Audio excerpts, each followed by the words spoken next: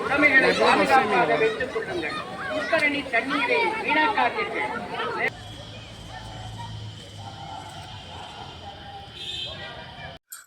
ஆன்மீக அன்பர்கள் அனைவருக்கும் வணக்கங்க. இங்கே நாங்கள் ரொம்ப சூப்பராக இருக்கோம். நீங்கள் எல்லோரும் நல்லா இருப்பீங்க அப்படின்னு நினைக்கிறேன்.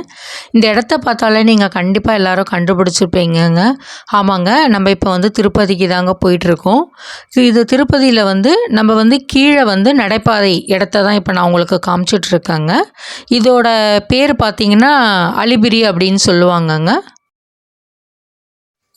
அலிபிரி நடைபாதைன்றது வந்து திருமலைக்கு செல்லும் ஒரு பழைய பாத யாத்திரைங்க அது. அதாவது அந்த காலத்தில் வந்து வாகன வசதியெலாம் இல்லாத போது இந்த வழியாக தாங்க நம்ம வந்து மேலே மலைக்கு நடந்து போகணும்.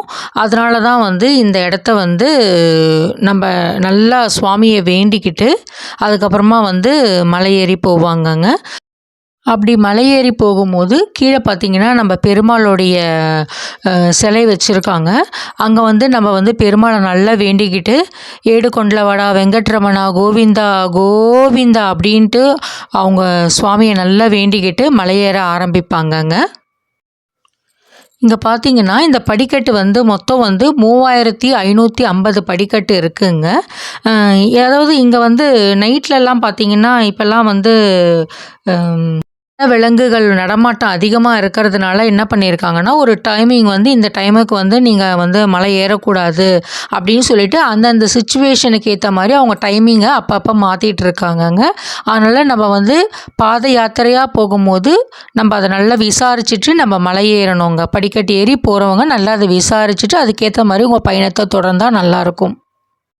ஆக்சுவலாக பார்த்தீங்கன்னா நாங்கள் வந்து நடந்து போகலைங்க, காரில் தான் போகிறோம். ஆனாலும் வந்து நடந்து போகிற பாதையை வந்து பக்தர்கள் நம்ம எல்லாருக்கும் காமிக்கணுன்றதுக்காக வந்து நாங்கள் கொஞ்சம் வண்டியை நிப்பாட்டிட்டு அங்கே போய் இறங்கி வீடியோ எடுத்துகிட்டு வந்தோங்க. இப்போ வந்து நாங்கள் கீழே இருந்தே இப்போ ஒரு அந்த வீடியோ எடுத்தோங்க. கோபுரம் மாதிரி தெரியுது பார்த்தீங்களா, சங்கு சக்கரம் ரெண்டுமே இருக்குங்க. இப்போ நம்ம வந்து எல்லாருக்குமே தெரியும், டூ வீலரில் காரில் பஸ்ஸில் போகிறவங்க எல்லாருமே வந்து இந்த இடத்துல வந்து நம்ம ஃபுல்லாக செக் பண்ணுவாங்க. எந்த ஒரு பிளாஸ்டிக்ஸ் எந்த ஐட்டமும் இருக்கக்கூடாது, தேவையில்லாத பொருட்களெல்லாம் எடுத்துகிட்டு போகக்கூடாது. அதனால் ஃபுல்லாக செக் பண்ணுவாங்க. நம்ம வந்து காரில் இருக்கிறவங்கெல்லாம் இறங்கி நம்ம லக்கேஜ் எல்லாம் எடுத்துகிட்டு போயிட்டு அங்கே ஸ்கேனர் இருக்கும். அந்த ஸ்கேனரில் கொடுத்து அதில் பார்த்துட்ட பிறகு அவங்க ஓகே சொன்ன பிறகு தான் நம்ம வந்து மலை ஏறி போக முடியும். அதே மாதிரி காராக இருக்கட்டும் பஸ்ஸாக இருக்கட்டும் எல்லாத்தையுமே அவங்க செக் பண்ணிவிட்டு ஃபுல்லாக செக் பண்ணிவிட்டு தான் நம்மளை தரவாக அனுப்புவாங்கங்க. இப்போ நாங்கள் மலை ஏற ஆரம்பிச்சிட்டோங்க.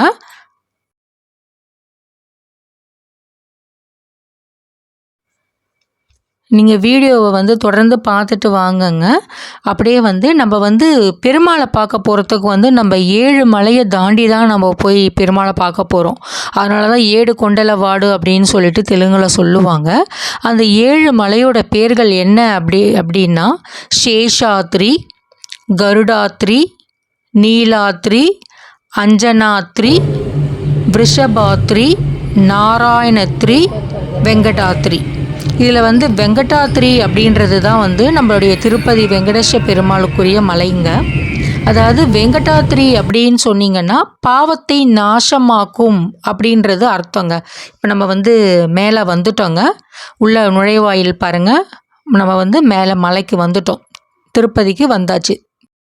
மேலே திருப்பதிக்கு நம்ம மேல்மலைக்கு வந்துட்டோன்றதே வந்து அழகாக அந்த காதில் வந்து ஒலிக்கும் பாருங்கள். அந்த பெருமாளோட பாடல்கள் வந்து அதுலேயே நம்ம கண்டுபிடிச்சிடலாம். நமக்கு புதுசாக வர்றவங்களுக்கு ஒண்டி தான் ஒரு ஆச்சரியமாக தெரியும். அது வந்து பழகிட்டே இருக்கிறவங்களுக்கு என்ன ஆகும்னா அந்த பாடல்கள் வந்த உடனேயே நம்ம மேல் திருப்பதிக்கு வந்தாச்சு அப்படின்றத கண்டிப்பாக தெரிஞ்சிருங்க.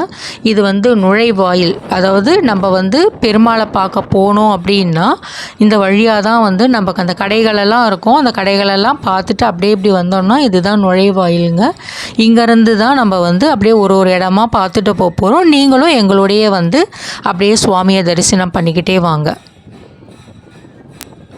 ஃபஸ்ட்டெல்லாம் பார்த்தீங்கன்னா முதல்ல மொட்டடிக்கிற இடம்னு ஒன்று வந்துச்சு அப்படின்னாலே இந்த இடத்துல இங்கே தாங்க அடிப்பாங்க. இப்போ இங்கே வந்து பக்தர்கள் எல்லாம் தங்கிட்டு இருக்காங்க பார்த்தீங்களா, அதுக்கு அப்படியே இன்னும் கொஞ்சம் தூரம் அப்படி தள்ளி போனோன்னா ரைட் ஹேண்ட் சைடு பார்த்திங்கன்னா மொட்டடிக்கிற இடங்க, லெஃப்ட் ஹேண்ட் சைடில் பார்த்திங்கன்னா அன்னதானம் வழங்குகிற இடம் இருக்குங்க.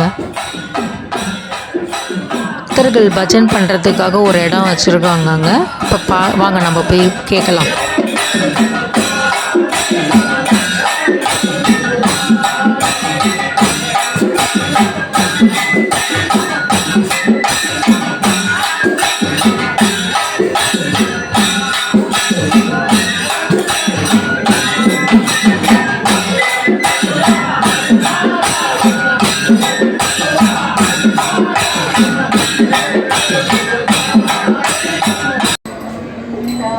எனக்கும் இந்த திருப்பதியில் பாடுறதுக்கு வாய்ப்பு கிடச்சிதுங்க. அதை நினச்சி ரொம்ப சந்தோஷமாக இருக்குது.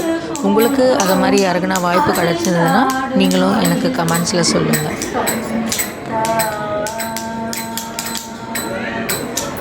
இசை பாடும் குரல் கொண்டு வந்தார், இசை பாடும் குரல் கொண்டு வந்தார், கண்ணன் இசை பாடும் குரல் கொண்டு வந்தார், என்று சொல்லு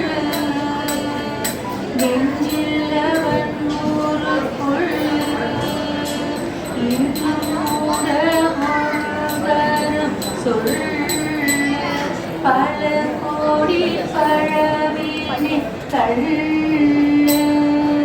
போன கோண சொல்லி கோவிந்த என்றாலும் கூட அருள்தானி பொங்கும், கூட அருள்தானி பொங்கும். கோவிந்த கோவிந்த ராதா முகுந்த முரளீதரானந்த கந்த ஹரி மதுசூதனா கோகுலேந்திரா எங்கள் கோலாகலானந்த.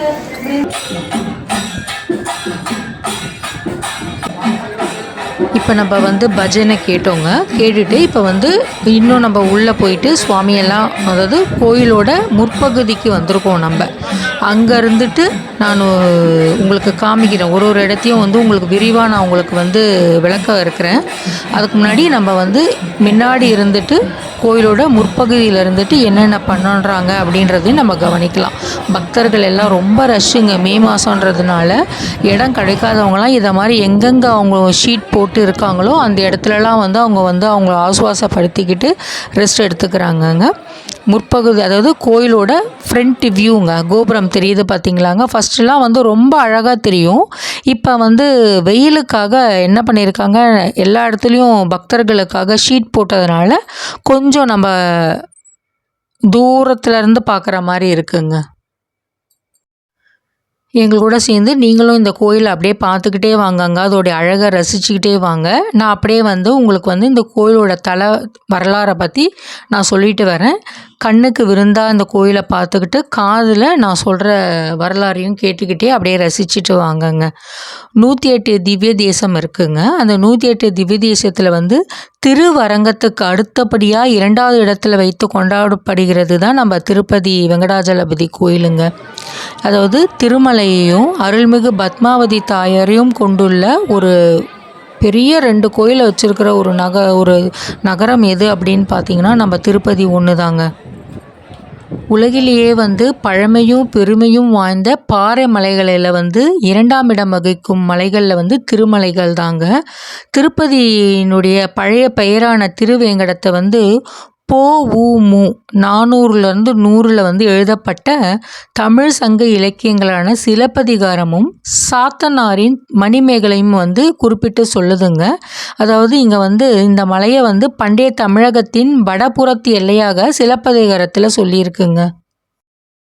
நம்மளுடைய ஒவ்வொரு பதிவிலையும் பார்த்திங்கன்னா நம்ம எந்த கோயிலுக்கு போகிறோமோ அந்த கோயிலுடைய மூலவரை நம்மளால் வீடியோ எடுக்க முடியாது. அதனால் நாங்கள் என்ன பண்ணுவோன்னா அந்த மூலவர் ஃபோட்டோவை உங்களுக்கு காமிச்சு அதோட வர்ணனையை நான் ஒரு வாட்டியும் உங்களுக்கு சொல்லிகிட்டு இருப்பேன். நான் அதே மாதிரி நம்மளுடைய திருப்பதி பெருமாள் மூலவரை நம்ம பார்க்குறதே ஒரு 10 நிமிஷம் கூட கிடையாது. அதுக்கு ஈக்குவலாக ஒரு பெருமாளோடைய வீடியோ கிடச்சிது. அதை பக்தர்களாகிய உங்களுக்காக இங்கே நான் வெளியிட்டு இருக்கேன். பாருங்கள். திருப்பதி பெருமாளை வந்து 10 செகண்டு பார்க்குறதே பெரிய விஷயங்க. நான் 10 நிமிஷம்னு சொன்னேன். அந்த சன நேரத்தில் நம்ம அந்த லைனில் வரும்போதே அந்த பெருமாளை பார்த்துட்டே வரோம் பாருங்க, அவ்வளோதாங்க நம்முடைய தரிசனம். நாராயணா நீ நாமமே கதிக நாராயணா.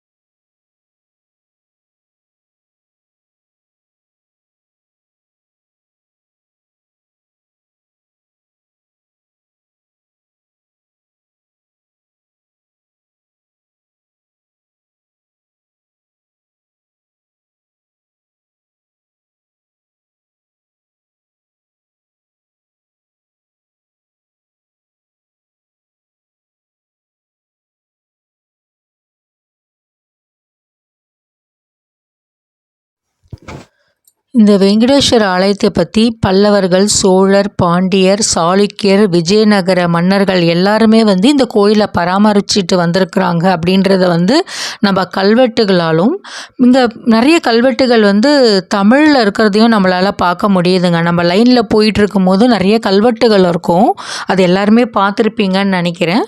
அதை வச்சே நம்ம வந்து நிறைய தெரிஞ்சுக்கலாங்க. இங்கே வந்து விஜயநகர பேரரசின் மன்னரான கிருஷ்ணதேவராயர் வந்து இந்த கோயிலுக்கு நிறைய தங்கம், விலை உயர்ந்த ஆபரணங்கள் எல்லாம் வந்து கோயிலுக்காக நிறையா அவர் வந்து தானம் செஞ்சுருக்காருங்க. திருப்பதி வந்து ஆழ்வார்களால் வந்து கலியுக வைகுண்டம் அப்படின்று போற்றப்பட்டதுங்க. பக்தி இயக்கத்தை சேர்ந்த ஆழ்வார்கள் வந்து ஆன்மீக பூமியில் வந்து வெங்கடேஸ்வரர் மீது இயற்றிய பாடல்கள் வந்து நிறைய இருக்குங்க.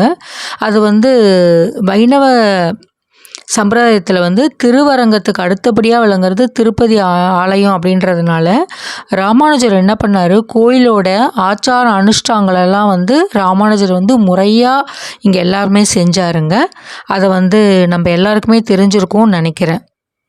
மதுரை மீனாட்சி அம்மன் கோயிலும் சரி, அரங்கநாத சுவாமி கோயிலும் சரி, இஸ்லாமியர்களால் வந்து சூறையாடப்பட்ட போது தென்னிந்தியாவிலிருந்து தப்பியிருந்த ஒரே ஒரு இடம் அப்படின்னு என்னன்னு பார்த்தீங்கன்னா அது திருப்பதி மட்டும்தாங்க. ஏன்னா எதுக்காக இந்த திருப்பதியை மட்டும் அந்த இஸ்லாமியர்கள் வந்து முகலாய படையினர் ஏன் விட்டாங்க அப்படின்றதுக்கு ஒரு காரணம் இருக்குங்க. அதை பற்றி நான் உங்களுக்கு சொல்ல வரேங்க. எவ்வளோ அழகாக தெரியுது பாருங்கள் கோபுரம். அதை அப்படியே பார்த்துக்கிட்டே நான் சொல்கிறதையும் அப்படியே கேட்டுட்டு வாங்க. முகலாய படையினர் வந்து என்ன பண்ணாங்களாம், இந்த மலை மேலே இருக்கிற இந்த ஊரில் இருக்கிற மக்கள்கிட்ட கேட்டாங்களாம், இங்கே ஒரு கோயில் இருக்கே, அந்த கோயிலில் என்ன இருக்குது அப்படின்னு சொல்லிட்டு கேட்டாங்களாம். அப்போ வந்து அந்த ஊர் மக்களுக்கு வந்து தெரிஞ்சு போச்சு, இவன் வந்து கொள்ளையடிக்கிறதுக்கு தான் இவங்க வராங்க அப்படின்றதுக்காக என்ன பண்ணிட்டாங்களாம், அவங்களுக்கு முகலாயர்களுக்கு என்ன பிடிக்காதுன்றது அவங்க தெரிஞ்சு வச்சிருந்தனால என்ன பண்ணிட்டாங்களாம், அது ஒன்றும் இல்லைங்க, அங்கே பன்னி கடவுள் தான், அவருக்கு தான் கோயில் வச்சிருக்கிறாங்க அப்படின்னு சொன்னாங்களாம். இதை கேட்ட உடனே என்ன பண்ணிட்டாங்களாம், முகலாயர்களுக்கு வந்து ஒரு வெறுப்பு வந்துருச்சான். ஏன்னா அவர்கள் வந்து பன்னியை வந்து அவங்க வந்து எதுவும் பண்ண மாட்டாங்க. அதனால் அந்த கோயிலை வந்து என்ன பண்ணிட்டாங்களாம், சூறையாடாமல் வந்து அவங்க போயிட்டதுனால அந்த கோயில் பராமரிக்கப்பட்டு இன்னமும் நமக்கு நல்லா இருக்குங்க. நம்ம இங்கே தேங்காய்லாம் உடைக்கிற இடம், அதுக்கு அப்படியே பார்த்திங்கன்னா ஆஞ்சநேயர் இருக்காருங்க. அழகாக அவர் வந்து பெருமாளை பார்த்துக்கிட்டே இருப்பார். அங்கே இருந்துக்கிட்டு பெருமாளை பார்த்துக்கிட்டே இருப்பார் அந்த ஆஞ்சநேயர். அதுக்கு அப்படியே ஆப்போசிட்டில் தான் ஆஞ்சநேயர் பார்த்துட்டு இருக்கிற இடத்துலையே தான் நம்மளும் வந்து என்ன பண்ணிட்டு இருக்கோம், தேங்காய் அதெல்லாம் உடைச்சி ஊதுவத்தி கற்பூரம் அதெல்லாம் ஏற்றி மக்கள் வந்து அவங்களுடைய பிரார்த்தனைகளை வந்து செலுத்துவாங்கங்க. ஆக்சுவலாக நம்ம திருப்பதின்னு இப்போ நம்ம சொல்கிறோம் பார்த்தீங்களாங்க, ஆக்சுவலாக அது வந்து வராக பெருமாளின் கோயில் தாங்க இது. நம்ம திருப்பதிக்கு வந்தாலே ஃபஸ்ட்டு நம்ம என்ன பண்ணணும்னா புஷ்கரணியில் போயிட்டு நீராடிட்டு வராகமூர்த்தியை போய் பார்த்துட்டு அதுக்கப்புறமா தான் போய் நம்ம வந்து பெருமாளையே பார்க்கணுங்க. அதுதான் வந்து சம்பிரதாயமாக இருக்குது. ஆனால் நம்ம நிறைய பேர் அப்படி செய்கிறோமான்றது தெரியல. இனிமேல் இதை தெரியாதவங்க இனிமேல் என்ன பண்ணுறீங்கன்னா கண்டிப்பாக புஷ்கரணியில் போய் நீராடிட்டு வராகமூர்த்தியை பார்த்து வராக பெருமாளை பார்த்துட்டு அதுக்கப்புறமா வந்து நம்மளுடைய வெங்கடாஜலபதியை போயிட்டு தரிசனம் பண்ணுறது ரொம்ப நல்லதுங்க. வராகமூர்த்தியை தான் வந்து அந்த காலத்தில் வந்து நம்ம வராகமூர்த்தி கடவுள் அப்படின்னு சொன்னால் அவங்க வந்து சூரிய அழிடுவாங்கன்றதுனால தான் அப்போ வந்து அவங்க என்ன பண்ணாங்கன்னா இந்த கிராமத்து மக்கள் வந்து அங்கே ஒரு பன்னி கடவுள் இருக்குது அப்படின்னு சொல்லிட்டாங்க. வராகமூர்த்தியை நம்ம ஃபஸ்ட்டு கும்பிடணுங்க. அதுக்கப்புறமா தான் பெருமாளை போய் தரிசனம் பண்ணணும். திருப்பதியில் திருவிழாக்கள் அப்படின்னு பார்த்தோன்னா ரொம்ப பிரசித்தி பெற்றது வந்து வைகுண்ட ஏகாதசி, ரத சப்தமி, ராமநவமி, கிருஷ்ண ஜெயந்தி, புரட்டாசி மாதம் வருகிற பிரம்மோற்சவம், மார்கழி உற்சவம். கிருஷ்ண அவதாரத்தை முடிச்சுட்டு பெருமாள் வந்து வைகுண்டத்தில் வந்து தங்கியிருந்தார். அப்போ வந்து பூலோகத்தில் வந்து கலியுகம் தொடங்கி ரொம்ப அநியாயம் பெருக்கிட்டு இருந்தது. அப்போ வந்து மீண்டும் வந்து இறைவன் வந்து பூமியில் அவதாரம் செஞ்சால் நல்லாயிருக்கும் அப்படின்னு சொல்லிட்டு வேண்டி காஷ்யப முனிவர் என்ன பண்ணார், அவரோட தலைமையில் வந்து முனிவர்கள் எல்லாம் யாகம் செஞ்சாங்க. அந்த யாகத்தை பார்க்கறதுக்காக நாரதர் வந்தார். அந்த யாகத்தை பார்த்துட்டு இருக்கும்போது முனிவர்கள் கேட்டாங்க நாரதர்கிட்ட, இந்த யாகத்தின் பலனாக நீங்கள் என்ன தர போகிறீங்க அப்படின்ட்டு முனிவரை பார்த்து நாரதர் கேட்டார். அதுக்கு உடனே என்ன பண்ணாங்க, அந்த பலனை வந்து நம்ம சாந்தமாக இருக்கிறேன், நம்ம மும்மூர்த்திகளில் ஒருவருக்கு தருவதாக இருக்கிறேன் அப்படின்னு சொல்லிட்டு பிருகு முனிவர் வந்து சொன்னார். சரி, அதில் உங்களுக்கு யார் சாந்தமானவர் தெரிகிறாரு அப்படின்னு சொல்லிட்டு ஒரு கேள்விக்குறி. நாரதர் வந்து எப்பவுமே என்ன பண்ணுவார், எதுனா ஒரு கழகம்னா நாரத கழகம் நன்மையில் முடியும் அப்படின்றது எல்லாருக்கும் தெரியும். அதை மாதிரி அவர் கேட்டதுனால பிருகுமணி என்ன சொன்னார், நானே போய் சாந்தமான அந்த மும்மூர்த்திகளில் யார் சாந்தமானவர்களோ அவர்களுக்கு இந்த பொறுப்பை நான் தரப்போகிறேன் அப்படின்னு சொல்லிட்டு அவரே போகிறாரு. அவர் ஃபஸ்ட்டு படைப்பு கடவுளான பிரம்மா கிட்ட போகிறாரு. பிரம்மா வந்து சரஸ்வதி கிட்ட பேசிக்கிட்டே அப்படியே கண்டுக்காமல் விட்டுடுறாரு. இவருக்கு ஒரு மாதிரி ஆகிடுது. அடுத்தது சிவன் கிட்ட போகிறாரு. சிவன் வந்து வாங்க வாங்க அப்படின்னு சொல்லிட்டு அவரை நல்லா விசாரிக்கிறாரு. அப்பயும் அவங்க என்ன பண்ணுறாங்க, விசாரிச்சுட்டு அப்படியே விட்டுடுறாரு. பெருமாள் கிட்ட போகிறாங்க. திருமால் என்ன பண்ணுறாரு, பிருகுமுனிவரை கண்டுக்காமல் அப்படியே இருக்கவே அவருக்கு ரொம்ப கோபம் வந்துடுது. அவர் வந்து கோபக்காரர் தானே அவர் என்ன பண்ணிட்டாரு, பெருமாளை வந்து திருமாலோட மார்பில் வந்து அப்படியே போய் காலால் எட்டி உதைக்கிறாரு. நான் வந்திருக்கேன், என்னை கண்டுக்காமல் நீ வந்து லக்ஷ்மி கிட்ட பேசிகிட்டே இருக்கிறியா அப்படின்னு சொல்லிட்டு மாரில் வந்து அப்படியே எட்டி உதைக்கிறாரு. பெருமாள் என்ன பண்ணுறாரு, கோபம் எதுவும் அவருக்கு கோபமே வரல. அவர் முனிவரோட பாதத்தை என்ன பண்ணுறாரு, எட்டி உதச்சிங்க, உங்கள் பாதம் ரொம்ப வலிக்கும் அப்படின்னு சொல்லிட்டு பாதத்தை பொறுமையாக தடவி கொடுக்குறாரு. அந்த பெருமாளோட பொறுமையும் அமைதியும் பார்த்துட்டு முனிவருக்கு என்ன ஆயிடுச்சுன்னா, நம்ம செஞ்சும் இவர் வந்து என்ன பண்ணுறாரு, இவ்வளோ பொறுமையாக இருக்கிறாரு, அதனால் நம்மளுடைய யாக பலனை மொத்தத்தையும் வந்து நம்ம இவருக்கு தான் தரணும் அப்படின்னு சொல்லிட்டு என்ன பண்ணுறாரு, பிருகுமுனி முடிவெடுத்துட்டார். ஆனால் லக்ஷ்மி தாயாருக்கு என்ன ஆயிடுச்சுன்னா, மார்பில் உதைச்ச பிறகு முனிவரை வந்து பனிஷ் பண்ணுங்க, அதாவது தண்டிக்கணும், இவர் உங்களை எட்டி உதைச்சிட்டாரு, நீங்கள் அவருக்கு கண்டிப்பாக தண்டனை கொடுத்தாகணும் அப்படின்னு சொல்லி லக்ஷ்மி தாயார் கேட்கும்போது பெருமாள் வந்து நான் அவரை பனிஷ்லாம் பண்ண மாட்டேன், அவருக்கு தண்டனைலாம் கொடுக்க மாட்டேன் அப்படின்னு அவர் சொன்ன உடனே தாயாருக்கு கோவம் வந்துடுச்சு. அதனால் என்ன பண்ணிட்டாங்க, அவங்க பூலோகத்துலேருந்து அதாவது பார்க்கடல்லேருந்து இறங்கி வந்து கிளம்பி வந்துட்டு பூலோகத்தில் வந்துட்டு தவத்தில் ஆழ்ந்துடுறாங்க. தாயார் வந்ததுனால, லக்ஷ்மி தாயார் வந்ததுனால திருமாலும் என்ன பண்ணிட்டாரு, திருமகளை தேடி பூவுலகத்துக்கு சுற்றி அலைஞ்சு திரிஞ்சு ஒரு வேங்கட்ட மலையில் வந்து ஒரு புற்றில் வந்து கண்மூடி அமர்ந்துடுறாரு. அவர் கண்மூடி அமர்ந்துடுறாரு. ஆனால் பெருமாளுக்கு என்ன ஆகுறதுன்னா பசிக்குது. அவர் வந்து இதை பற்றி நாரதர் வந்து தவத்தில் இருந்த லக்ஷ்மி கிட்ட சொல்கிறாங்க, இதை மாதிரி பெருமாளுக்கு வந்து பசி எடுக்குது, என்ன பண்ணுறது அப்படின்னு சொல்லிட்டு. புஷ்கரணிக்கு வந்திருக்கோங்க. நம்ம புஷ்கரணியை பாருங்கள். நம்ம வந்த உடனே மேலே திருப்பதிக்கு வந்த உடனே புஷ்கரணியில் நீராடிட்டு வராகமூர்த்தியை பார்த்துட்டு அப்புறமா நம்ம தரிசனம் பார்க்க போகணுன்னு சொல்லியிருந்தோம் பார்த்தீங்களா, அதெல்லாம் நாங்கள் முடிச்சிட்டோம். இப்போ வந்து இந்த வீடியோக்காக திருப்பியும் ஒரு வாட்டி நான் இதெல்லாம் உங்களுக்காக எடுத்துகிட்டு உங்களுக்கு காமிச்சிட்ருக்காங்க. லக்ஷ்மி தாயார்கிட்ட சொல்லிவிட்டு இதை மாதிரி அவருக்கு பெருமாளுக்கு வந்து பசியாக இருக்குது, என்ன பண்ணுறது, நான் வந்து உங்களுக்கு ஒரு ஐடியா கொடுக்குறேன், நீங்கள் வந்து திருமாலோட பசியை போக்கிடுங்க அப்படின்னு சொல்லிட்டு அவர் வந்து ஒரு உபாயம் சொல்கிறாரு. அதன்படி என்ன ஆகுதுன்னா, பிரம்மாவும் சிவனும் வந்து பசுவாகவும் கன்றாகவும் மாறிட்டாங்க. லக்ஷ்மி தாயார் என்ன பண்ணாங்கன்னா, அந்த மாடோட கண்ணுடைய எஜமானி போல் வேடம் அடைஞ்சிட்டு அந்த பகுதியை ஆட்சி செஞ்சு வந்துட்டு இருந்த மன்னர்கிட்ட வந்து பசுமாடு மேய்ச்சல் இருக்குது, வாங்கிக்கிறீங்களா அப்படின்னு சொல்லிட்டு விற்றுட்டு வந்துடுறாங்க. இங்கே பார்த்தீங்கன்னா, இப்போ நம்ம வெயில் அதிகமாக இருந்ததுங்க, அதனால் வந்து பக்தர்கள் நடக்கிறதுக்கெலாம் ரொம்ப கஷ்டப்படுறாங்கன்னு சொல்லிட்டு தண்ணியை வந்து அப்படியே கீழே தெளிச்சிக்கிட்டே போகிறாங்க, கொஞ்சம் நமக்கு அந்த சூடு தணியும் அப்படின்றதுக்காக. இங்கே பார்த்தீங்கன்னா லக்ஷ்மி அயக்ரீவர் சன்னதி இருக்குங்க. நான் வந்து நமக்கு வந்து மார்னிங் ஈவினிங்கில் வந்து ஆலயம் வந்து இங்கே திறந்துருக்கு. இது வந்து மதியானம் ஒரு 2 மணிக்கு மேலேங்க, அதனால் வந்து க்ளோஸில் இருக்குது. ஆல்ரெடி நாங்கள் தரிசனம்லாம் பண்ணிட்டோம். இப்போ இந்த வீடியோக்காக நான் இதெல்லாம் வந்து இப்போ எடுக்கிறதுனால அது க்ளோஸ்டில் இருக்குது. லக்ஷ்மி அயக்ரீவர். நானாந்தமயம் தேவம் நிர்மலம் ஸ்படிகாகிருதம் அப்படின்ட்டு நம்ம வந்து குழந்தைங்களுக்கு சொல்லி கொடுத்துருப்போம். உங்கள் எல்லாருக்குமே தெரியும்னு நினைக்கிறேன். ஐகிரீவருக்கு அந்த ஸ்லோகம் சொன்னோன்னா நல்ல குழந்தைங்களுக்கு படிப்பு நல்லபடியாக வருங்க. அதுக்கு பக்கத்துலேயே பார்த்தீங்கன்னா ராதே கிருஷ்ணா கோயிலும் இருக்குங்க. இதெல்லாமே வந்து நம்மளோட புஷ்கரணியை சுற்றியே தான் இருக்குங்க. அப்படியே ராதாகிருஷ்ணருக்கு ஆப்போசிட்டில் தான் நம்ம வராக மூர்த்திக்கு சந்நிதி இருக்குது.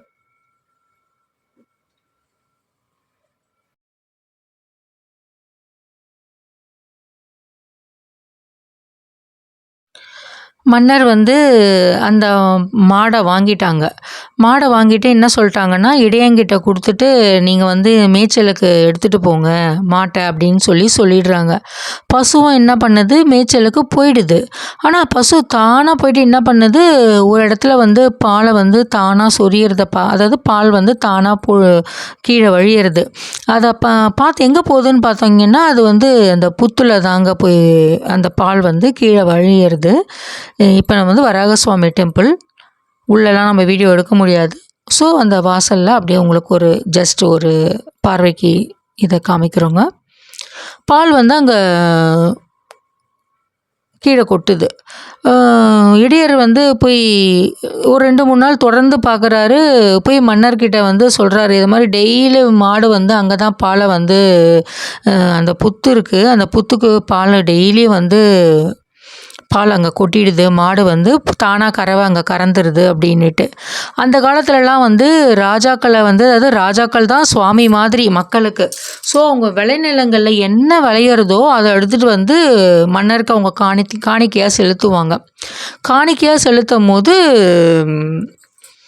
அதே மாதிரி அவங்க என்னென்ன கம்பு தென்னை என்னென்ன கிடைக்குதோ எல்லாத்தையும் எடுத்துகிட்டு வராங்க. ஆட்டோமேட்டிக்காக அந்த இடத்துல கொட்டி போயிடுது. ஒரு இடத்துல வந்து ஒருத்தர் வந்து தனியை எடுத்துகிட்டு வந்துட்டுருக்கிறாரு. ஒரு குட்டி பையன் வந்து அந்த தனியை வந்து சாப்பிட்டுட்டு இருக்கிறத பார்த்துட்டு, ஐயோ நான் வந்து என்னோடய சுவாமிக்கு நான் எடுத்துகிட்டு வந்தேன், நீ வந்து சாப்பிட்டுட்டியே அப்படின்னு சொல்லிட்டு அவர் வந்து புஷ்கரணியில் பாருங்கங்க, புஷ்கரணிக்கு நம்ம வந்திருக்கோம். அங்கே பார்த்தீங்கன்னா சக்கரத்தாழ்வார் இருக்காருங்க. சக்கரத்தாழ்வாரோட அந்த அழகாக அந்த இடத்துல வந்து சக்கரத்தாழ்வார் இதில் வந்து அழகாக ஃபவுண்டன் மாதிரி அழகாக தண்ணி வந்து நீரோட்டம் வரா மாதிரி அழகாக செஞ்சுருக்காங்க. இந்த பக்கம் சக்கரத்தாழ்வார் இருப்பார், அந்த பக்கம் வந்து நரசிம்ம பெருமாள் இருப்பாருங்க.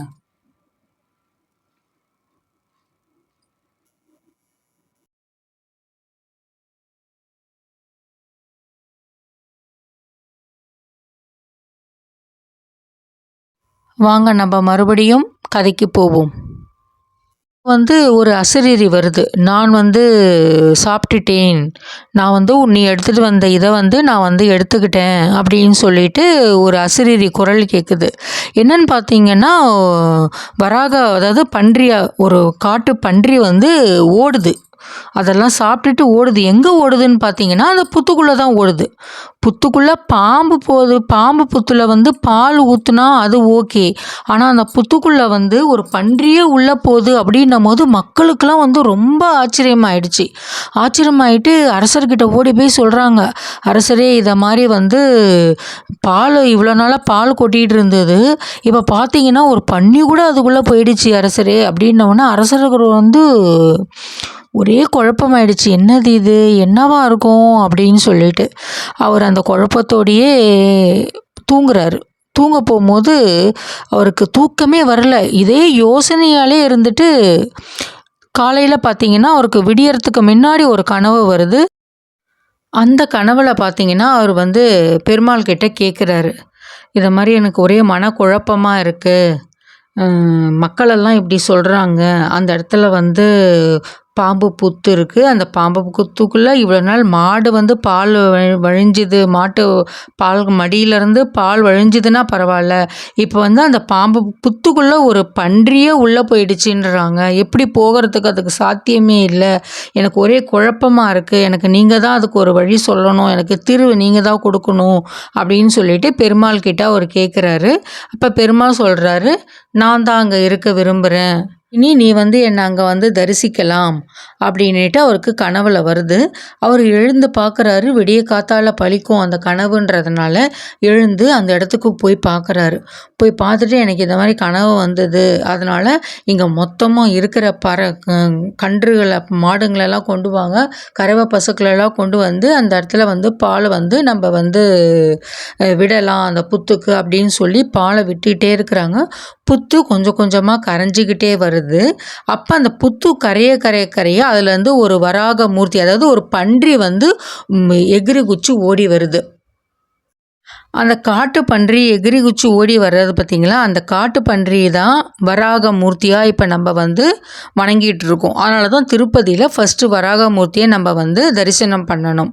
வராக மூர்த்தி எடுத்ததுக்கு அப்புறமா தான் கீழே இருந்து ஒரு பெரிய சிலை வருது, நம்ம பெருமாள் வராரு. பெருமாள் நம்ம வந்து இப்போ ஒரு ஒரு ஒரு எத்தனை சொல்கிறது, ஒரு அரை செகண்டு, 1 செகண்டு இல்லை 10 செகண்டு அவ்வளோதான் நம்மளால் பெருமாளை பார்க்க முடியுது. அந்த பெருமாளை எடுக்கும் போது அங்கே அந்த மக்கள் எல்லாம் எவ்வளோ சந்தோஷப்பட்டிருப்பாங்க, எவ்வளோ ஆனந்தத்தில் இருந்திருப்பாங்க பாருங்கள். அவ்வளோ ஆனந்தமாக அங்கே பெருமாளை வந்து வழிபட ஆரம்பித்தாங்க. பெருமாளுக்கு பார்த்திங்கன்னா தாடையிலேருந்து ரத்தம் வழிஞ்சிட்டே இருந்தது. அதுக்கு காரணம் என்னன்னு பார்த்திங்கன்னா, இடையன் மாடு மேய்க்கும் போது மாடு வந்து அந்த புத்தில் பால் வந்து தானாக சுரிஞ்சுது பார்த்திங்களா, அந்த பால் தானாக வழியிறத பார்த்துட்டு நீங்கள் தானாக பாலை கறக்குறீங்க நீ அப்படின்னு சொல்லிட்டு இடையன் வந்து ஒரு கோடாரியை தூக்கி மாடு மேலே அடிக்கும் போது அது புத்தில் இருந்த பெருமாள் மேலே பட்டுடுச்சு. அதனால் வந்து பெருமாளுக்கு வந்து ரத்தம் வந்துட்டு இருந்தது. இங்கே பார்த்தீங்கன்னா இந்த வெயிலுக்காக வந்து ஜில்லுன்னு இருக்கிறதுக்காக வந்து அந்த தண்ணியை வந்து அப்படியே ஸ்ப்ரே பண்ணி விடுறாங்கங்க. இந்த குழந்தைங்கள்லாம் வந்து அந்த ஜில்லு தண்ணியை பார்த்த உடனே அப்படியே ஜாலியாக விளையாட ஆரம்பிச்சிட்டோங்க. நல்லா இருந்தது, அது கொஞ்சம் ஜில்லு கிளைமேட்டாக நமக்கு கொண்டு வந்துச்சு அந்த இடத்துல வெயிலுக்கு. பெருமாளுக்கு வந்து ரத்தம் வந்துட்டே இருந்தது பார்த்தீங்களாங்க. அந்த ரத்தத்தை நிப்பாட்டுறதுக்காக என்ன பண்ணுறதுன்னு யோசித்தாங்க. அப்போ வந்து பச்சை கற்பூரத்தை எடுத்து அப்படியே அவருடைய தாடையில் வச்சு அழுத்திட்டாங்க, ரத்தம் நின்றுடுச்சிங்க. அதனால தான் இப்போ எந்த இடத்துலையும் நம்ம வந்து பெருமாளை தரிசித்தோன்னா அவருக்கு வந்து அந்த இடத்துல பச்சை கற்பூரம் ஒரு வச்சு அடைச்சிது. அப்படியே நம்மளுக்கு எல்லா விக்கிரகத்துலேயும் சுவாமியோட எல்லா சிலைகளிலும் அதே மாதிரி தாங்க இருக்கும். நீங்கள் எல்லாருமே பார்த்துருப்பீங்கன்னு நினைக்கிறேன்.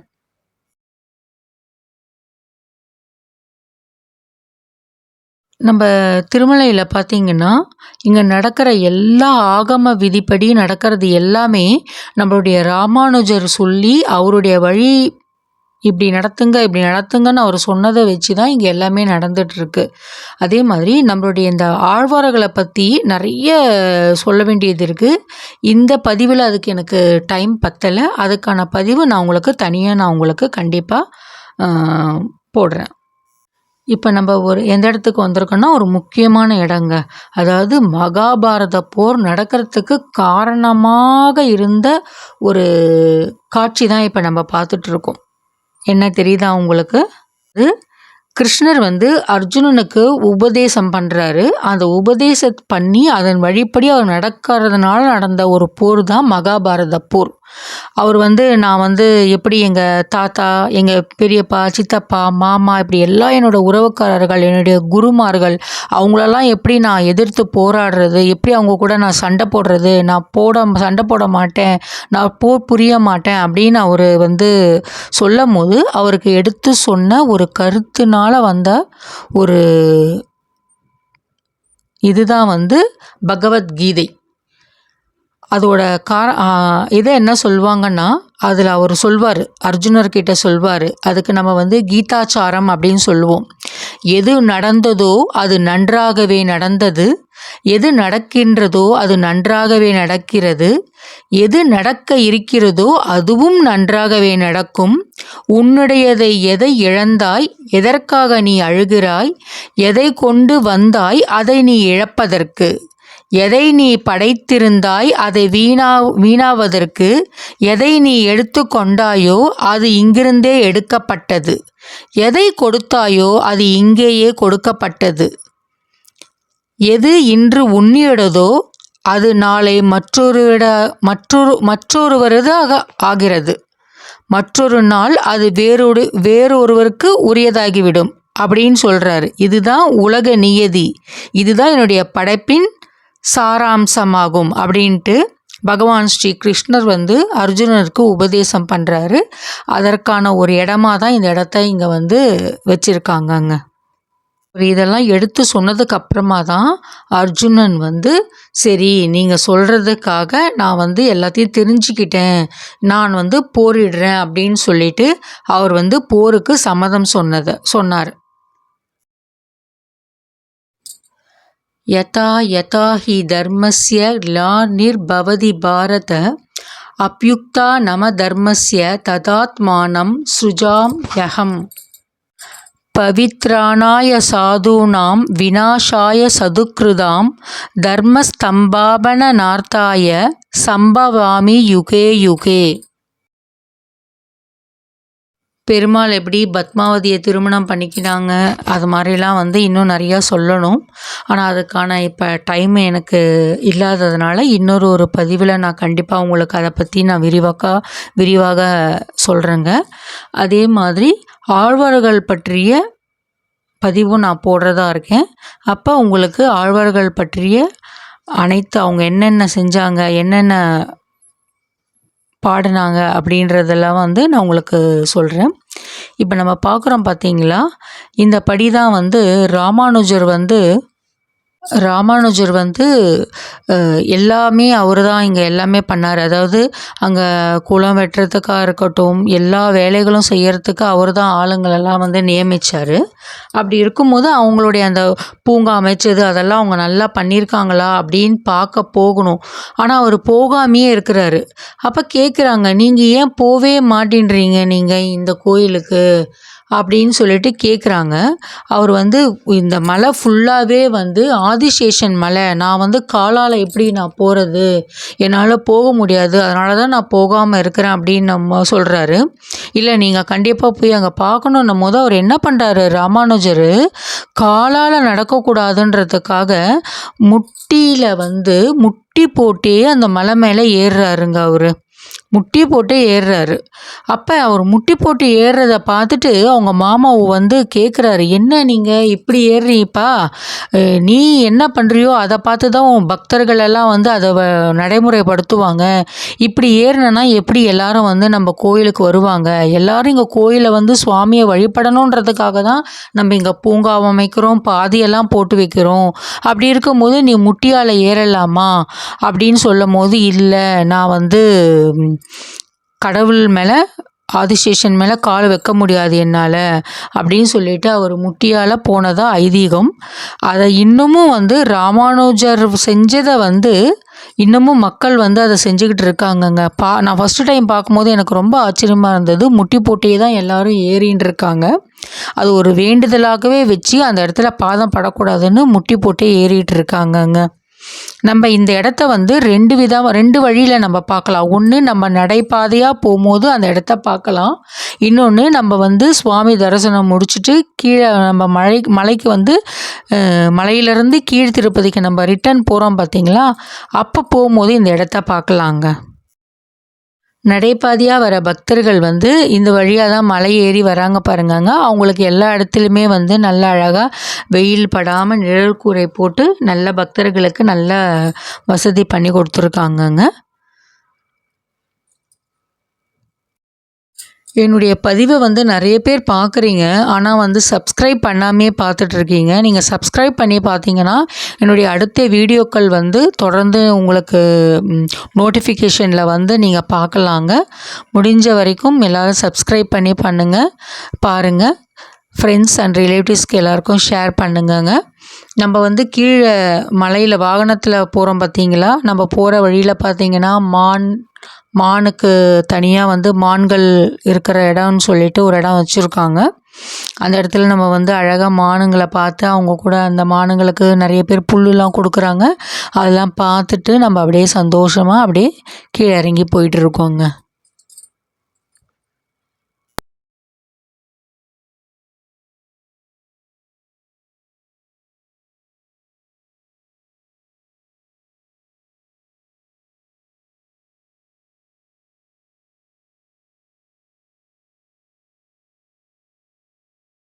ஆஞ்சநேயர் வந்திருக்கார் பாருங்கள். அஞ்சனி புத்திரன், வாயு புத்திரன்.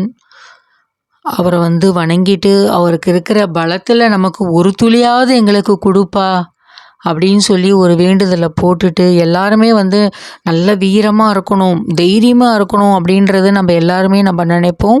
அதுக்கு கண்டிப்பாக நம்ம வந்து இந்த அஞ்சனை புத்திரனை வணங்கி நம்ம நல்ல ஒரு தேக ஆரோக்கியத்தையும் மன ஆரோக்கியத்தையும் இவர்கிட்ட இருந்து நம்ம வந்து அருளை பெற்றுக்கணுங்க. அதுக்காக நம்ம எல்லாருமே வந்து நம்ம ஆஞ்சநேயரை வழிபாடு செஞ்சுட்டு தான் எல்லாருமே கீழே மலைக்கு இறங்குறவங்க வாகனத்துலேருந்து இறங்கி நம்ம போகும்போதே இங்கே இறங்கி கோயில் தரிசனம் பண்ணிவிட்டு நம்ம போவோங்க. எங்களோட பதிவை தொடர்ந்து பார்த்துட்டு வாங்கங்க. அடுத்தது வந்து கபில தீர்த்தம், சிலா தோரணம், பாபநாசம், ஆகாச கங்கா, சக்கர தீர்த்தம் இதெல்லாம் நாங்கள் போயிருக்கோம். அதோடய வீடியோஸ் எல்லாம் நாங்கள் கண்டினியூஸாக போட இருக்கிறோம். கண்டிப்பாக சப்ஸ்கிரைப் பண்ணி பாருங்கள். எங்களுடைய வீடியோஸ் எல்லாம் உங்களுக்கு கண்டினியூஸாக நோட்டிஃபிகேஷன் வந்துகிட்டே இருக்கும். ஓம் நமோ நாராயணா, ஓம் நமோ நாராயணா. தேங்க்யூ ஃபார் வாட்சிங் ஃப்ரெண்ட்ஸ். ஹரே கிருஷ்ணா.